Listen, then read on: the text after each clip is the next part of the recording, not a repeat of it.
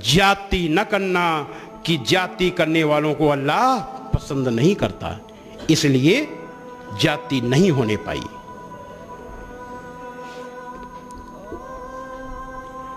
आप एक बहुत बड़ा वाकया है, ऐसा वाकया, ये सारे के सारे आदर्श केवल मुसलमानों के लिए नहीं, दुनिया के सारे इंसानों के लिए, हजरत मोहम्मद सल्लल्लाहु अलैहि वसल्लम के लिए रहमत ऐसी, दयालुता ऐसी कि एक बार एक गैर मुस्लिम आपके यहाँ आया, आपका मेहमान बना, पेट उसका खराब हो गया खाना खाने से, रात में उसने बिस्तर में पखाना कर दिया। जब उसकी नींद खुली उसको बहुत शर्मिंदगी महसूस हुई और वो चला गया, डर शर्म की वजह से चला गया, छोड़ के चला गया। काफी दूर आगे गया तो उसको याद आया, अरे हम तो तलवार भूल गए। तो तलवार के लोभ में वो फिर वापस लौटा। जब वापस लौटा, उजाला हो गया था, उसने हजरत मोहम्मद सल्लल्लाहु अलैहि वसल्लम के निवास के पास उसने आवाज़ सुनी कि एक सज्जन कह रहे हैं, ऐ अल्लाह के रसूल, ये आप क्या कर रहे हैं? आप तो पखाना धो रहे हैं, ये मुझे करने दीजिए। तो अल्लाह के रसूल सल्लल्लाहु अलैहि वसल्लम की आवाज़ आई कि वो मेरा मेहमान था, इसलिए काम मुझे करना चाहिए। ऐसी थी रहमत। और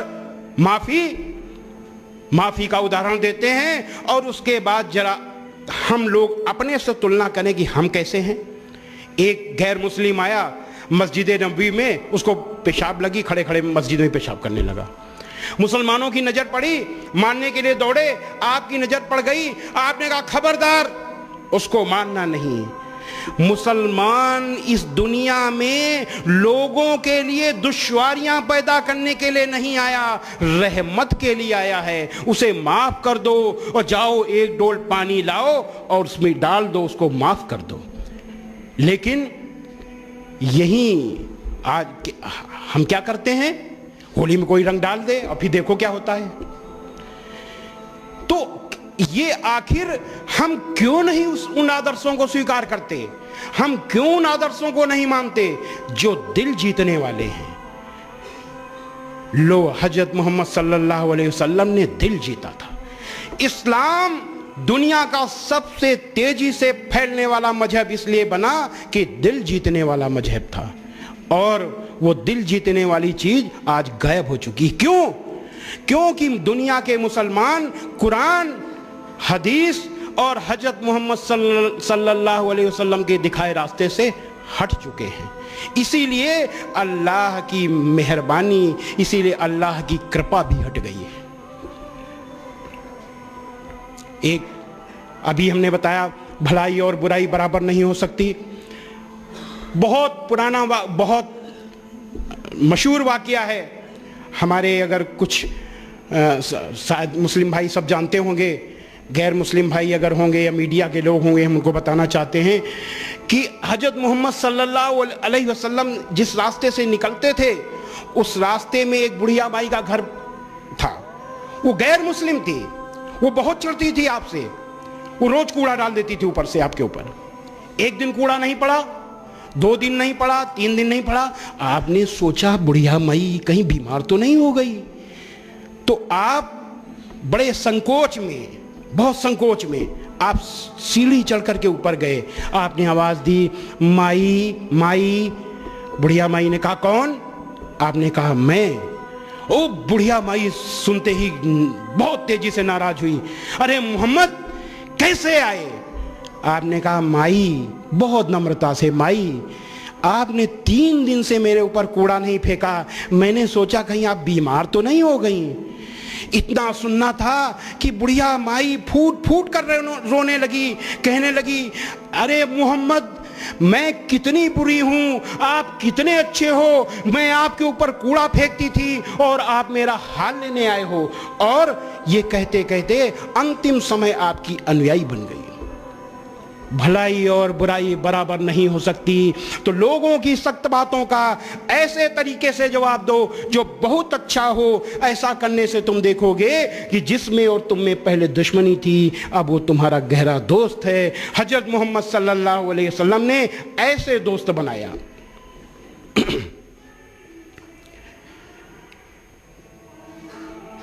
हम और आपकी शान के खिलाफ अगर कोई बात हो जाए तो एक दो नहीं, दुनिया के लाखों लाखों मुसलमान अपनी गर्दन कटाने के लिए तैयार रहते हैं कि नहीं?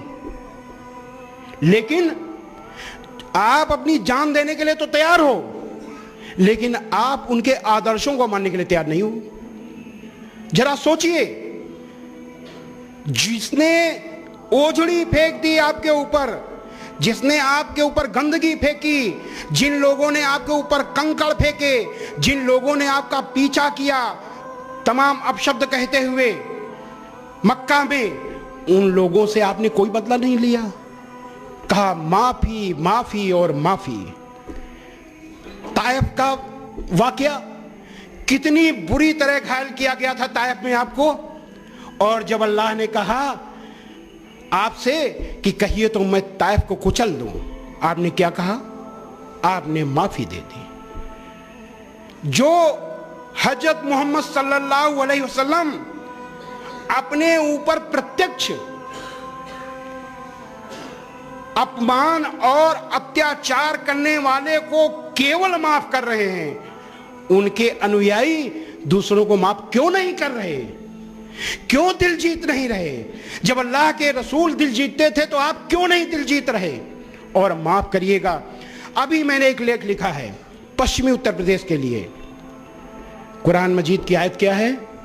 अल्लाह का हुक्म है कि ए मोहम्मद, मोमिनों से कह दो कि अपने निगाहें नीची रखा करें और अपने शर्मगाहों की हिफाजत करें। किसी भी महिला को छेड़ना तो दूर, उसको गलत नजर से देखना, गलत नजर से सोचने तक की मनाही है इस अल्लाह की, अल्लाह का हुक्म है। लेकिन और आगे क्या आयत है? दूसरी अगली आयत क्या है कि ए मोमिनो, इंसाफ पर कायम रहो और खुदा के लिए इंसाफ की गवाही दो, चाहे इसमें तुम्हारा या तुम्हारे माँ बाप का या तुम्हारे रिश्तेदारों का नुकसान ही क्यों ना हो। लेकिन हम क्या करते हैं? जो व्यक्ति, हम और आप, जो अल्लाह के हुक्म को नहीं मानता, जो अल्लाह के हुक्म के खिलाफ जा रहा है, वो नाम का मुसलमान है। अल्लाह की नज़र में, इस्लाम की नज़र में मुसलमान नहीं है वो केवल उसका नाम है मुसलमान का। लेकिन आज क्या है कि उस मुसलमान को जो अल्लाह के हुक्म के खिलाफ जा रहा है, उसकी हम तरफदारी करते हैं। क्या हम इस्लाम को नुकसान नहीं पहुंचा रहे? क्या हम दीन को बदनाम नहीं कर रहे? कोई बोलने के लिए तैयार नहीं इस पर। मुझे इतनी बेचैनी है कि मैं क्या कहूं। कोई इस पर बोलने के लिए तैयार है, मैं खुल के नहीं कह सकता। मेरी एक सीमा है, मेरी एक मर्यादा है। अगर उस मर्यादा को मैं लांघ जाऊंगा तो मैं खत्म हो जाऊंगा। मैं उस मर्यादा को लांघना नहीं चाहता। लेकिन अंदर ही अंदर मुझे इतनी बेचैनी हो रही है कि दुनिया के सबसे बड़े सिद्धांत को, दुनिया के सबसे बड़े दीन को कुछ लोग नासमझी की वजह से ऐसे पेश कर रहे हैं। मैं बताऊं, मैं इसी इलाहाबाद में मैं पढ़ा हूं, एंग्लो बंगाली इंटर कॉलेज, आप जानते हैं। मैंने वहाँ से हाई स्कूल से इंटर किया, उसके बाद यूं क्रिश्चियन कॉलेज में पढ़ा। जब मैं एंग्लो बंगाली इंटर कॉलेज में पढ़ता था सन 68 में, तो मेरे एक भी हिंदू दोस्त नहीं थे, सारे के सारे मुस्लिम दोस्त। और किताब बहुत समझने की चीज है, क्योंकि देखिए, दुनिया की सबसे जहीन अगर कोई कौम है वो अंग्रेज, बड़े दिमाग वाले। और अंग्रेजों की आदत क्या है? अपनी बुराई देखना। अगर आदमी अपनी कमी देखेगा तो वो जो है परफेक्ट रहेगा, अपनी कमी को दूर करेगा। और जो अपनी कमी से अपने बच्चों की कमी को देखेगा, नहीं कोई आपका बच्चा ये कर रहा है, चलो झूठ बोल रहे हो, चलो भागो, तो वो अपने बच्चों को खराब कर लेगा, उनका हौसला बढ़ेगा। कोई भी नाव हो, अगर छेद हो उसकी अनदेखी करें, नाव डूब जाएगी। किसी मकान में अगर लोग नहीं रहते, कहते हैं मकान बंद रहेगा, मकान गिर जाएगा। क्यों? वो अगर कहीं पानी टपक रहा है, सीलन आ रही, कोई देखने वाला नहीं है, धीरे धीरे जो बैठ जाएगा। तो अपनी आत्मनिरीक्षण, आत्ममंथन करते रहना चाहिए। तो वो मेरा कोई दोस्त, सारे के सारे मुस्लिम दोस्त, और मैंने किताब क्या लिखी, इस्लामिक आतंकवाद का इतिहास, the history of Islamic terrorism. मुझे तो मुतासिर हो जाना चाहिए था, मुझे नहीं लिखना चाहिए था, लेकिन क्यों लिखा? अब हम इसके आगे कुछ कहने की जरूरत नहीं है हमको। और मैं सुधरा भी कैसे, इसके लिए किसी भी ज्ञानी ने हमको नहीं बताया। ये शायद अल्लाह को मुझसे काम लेना था, वो अपने आप हो गया। मुझको एक साहब ने कहा, स्वामी जी आपके पास पैसे की कमी है। उस समय मेरे पास पैसा नहीं था, बहुत तंगी से मैं लड़ा। तो उन्होंने कहा, पैसे कभी आप अमेरिका के लिए किताब लिखिए, टेररिज्म से अमेरिका का बहुत खतरा है, और अगर वहाँ आपकी किताब चल गई तो आपको करोड़ों डॉलर मिल जाएंगे, आपका काम चल जाएगा। हमें बात समझ में आई। उन्होंने कहा, लेकिन अभी आपने 96 पेज की किताब लिखी है। हिंदुस्तान की मेंटलिटी है कि वो यहाँ 10 पेज की किताब पढ़ते हैं, 96 पेज की भी उनको मोटी लगेगी।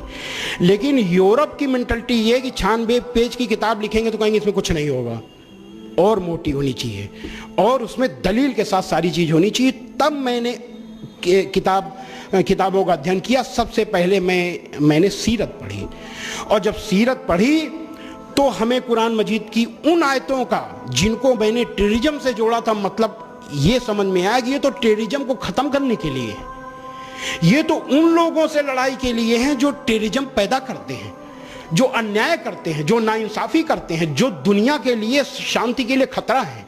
और यही है श्रीमद् भगवत गीता।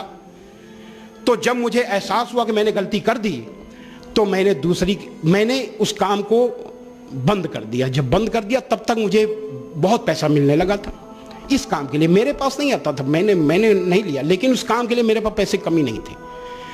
जब बंद कर दिया, लोगों ने कहा कि ऐसा है कि आप काम बंद कर देंगे, पैसा बंद हो जाएगा। हमने कहा, देखिए ऐसा है कि ना तो मैंने एक गज जमीन खरीदी, ना ही अपने खर्च के लिए। आपका आदमी आता है, जो हम कहते हैं, वो पर्चे छपवा देता है, वो काम कर देता है, पेट्रोल भरवा देता है, गाड़ी ले आता है, वो सब करता है। हमने अपने फायदे के लिए उसको लिया नहीं, तो मेरा इसमें नुकसान फायदा कोई नहीं। आप दो या न दो, जो हम अपने उसमें खर्च ही नहीं कर रहे। खैर, तो उसके बाद जब ये हमें महसूस हुआ, तो फिर आगे हमें किताब लिखने का कोई हमारा वो नहीं था। वो किताब में लिखा, बात डिटेल में हो जाएगी, ईश्वरीय प्रेरणा ही मैंने किताब लिखी।